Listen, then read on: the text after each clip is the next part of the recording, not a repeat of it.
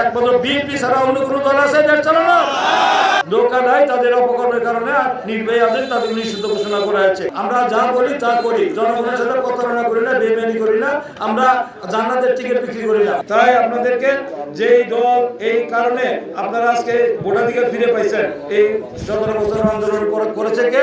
BNP করেছে, BNP পরিবার করেছে।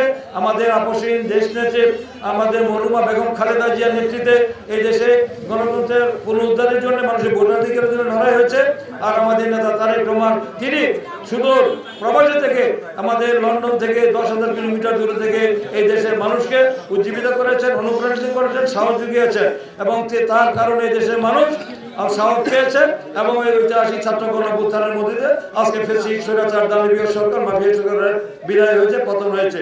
এখন আমরা মুক্ত পরিবেশ পেয়েছি, নতুন বাংলাদেশ পেয়েছি, মত প্রকাশের স্বাধীনতা পেয়েছি। আমাদের 60 লক্ষ আসামি করা হয়েছে, 1.5 লক্ষ মামলা দেওয়া হয়েছে, 4,000 নেতাকর্মীকে পুলিশ র্যাব দিয়ে ক্রস ফায়ারে মেরে ফেলেছে, যাবৎ 1750 নেতাকর্মীকে আয়না করে নিয়ে গুম করেছে। কারণ কি?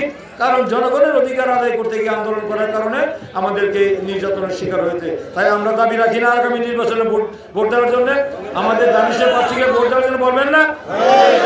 স্বীকার করেছে, হাত তুলে দেখান, ভোট দিবেন।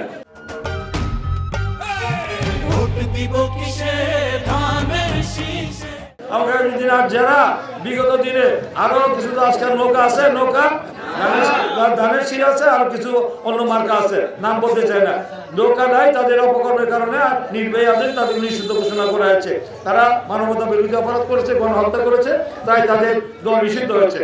আর কয়েকটি দল আছে, সেই দল তারা আজকে আছে, কিন্তু তাদের কি অবদান দেশের জন্য, জাতির জন্য, জনগণের কল্যাণে, মঙ্গলে, জনগণের ভাগ্য উন্নয়নে তারা কি কাজ করেছে তারা দেখাতে পারবে? তাদেরকে যদি বলেন আপনারা 17 বছর কোথায় ছিলেন, কি কাজ করেছে, আপনারা কি অভিজ্ঞতা আছে দেশ চালানোর? একমাত্র বিএনপি ছাড়া অন্য কোনো দল আছে দেশ চালানোর? একমাত্র অভিজ্ঞতা আছে ন্যায় নীতি সততার সাথে, নিষ্ঠার সাথে, যোগ্যতার সাথে দেশ পরিচালনা করতে পারবে। এই ধ্বংসস্তূপ থেকে একমাত্র বিএনপির পক্ষেই সম্ভব এই দেশকে পুনর্গঠন করা। এলাকার স্কুল, কলেজ, রাস্তাঘাট, মসজিদ, মাদ্রাসা, তিনখানা, ড্রেন, গ্যাস, বিদ্যুৎ থেকে শুরু করে মানুষের আইন শৃঙ্খলা, যানবাহনের নিরাপত্তা এবং আপনাদের যে মাদক, সন্ত্রাস, চাঁদাবাদ এবং দুর্নীতিমুক্ত সমাজ প্রতিষ্ঠা হবে যদি আমাদের নির্বাচিত করেন। আমি পরীক্ষিত নাকি? আমি আপনাদের কাছে পরিচিত না নাকি? আমরা জনগণের রাজনীতি করি, জনগণের খেদমতের জন্য রাজনীতি করি, জনগণের কল্যাণেই রাজনীতি করি। ব্যক্তিগত ভোগ বিলাস, আরামায়ের গাড়ি বাড়ি করার জন্য রাজনীতি করি না, রাজনীতি করি জনগণের জন্য। তাই জনগণের স্বার্থে যা যা করার তাই করবো। আমাদের বিদেশে কোনো ঠিকানা নাই, বিদেশে কোনো যাওয়ার জায়গাও নাই, আমাদের এই মাটিতে পালানোর কোনো সুযোগ নাই। দিন শেষে আপনাদের কাছে জবাবদিহি করতে হবে। তাই আমরা যা বলি তা করি, জনগণের সাথে প্রতারণা করি না, বেইমানি করি না, আমরা জান্নাতের টিকিট বিক্রি করি না। মানুষের ধর্মের দোহাই নিয়ে ভোট চাই না, বুঝছেন? কারণ ধর্ম যারা বলে তারা ইসলামের সাথে তাদের কোনো সম্পর্কই নাই। মানুষকে ধোঁকা প্রতারণা করা তাদের কাজ। তাদের কাছে নারীরা নিরাপদ না, দেশ জাতীয় নিরাপদ না। তাই তাদের ব্যাপারে সতর্ক থাকবেন।